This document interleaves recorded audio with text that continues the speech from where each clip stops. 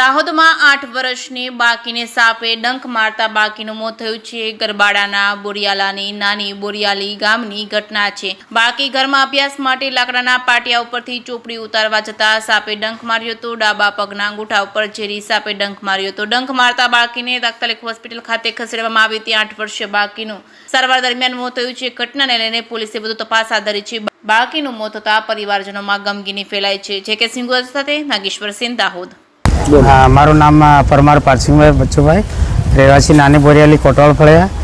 आज मरनार छोकरी है कृष्णाबेन राकेशभाई गरवाल, ये बचपन थी त्या मामाना घरे ज रहती थी અને એમને વિસ્તારમાં 3 ભાઈ બહેન એ ત્યાં મોટા થયા અને આ જે કૃષ્ણાનું જે મરણ જનાર છે સાપ કરડવાથી એ નાની બોરિયાલી ચીમાડા વર્ગ પ્રાથમિક શાળાની અંદર ભણતી હતી 3જા ધોરણમાં અને એને ગઈકાલે રાત્રે 8:30 આશરે 8:30 વાગ્યાના સમયે એ ખાધા પછી એના દાદા દાદી જોડેથી અંદર નોટબુક ચોપડી લેવા પાટિયા પર લેવા જતી હતી પણ પગ પર ધ્યાન નહીં રાખ્યું પગની જગ્યાએ તો એ થાંભલો હતો અંદર અને માતાજીના ફોટા હતા તો ચોપડી પાડવા ગઈ એટલે પગમાં સાપે ડંખ માર્યો તો એના પપ્પાએ દાદા દાદીએ 108 બોલાવી પણ 108 વાળા કીધું કે કલાક એક લાગશે એટલે પછી આ ભાઈ ગભરાઈ ગયો એટલે ઝાયડસમાં સીધો લાવ્યો અને અહીંયા સારવાર ટ્રીટમેન્ટ ડૉક્ટર કરવાના હતા એ સમયે એને મૃત જાહેર કરેલી।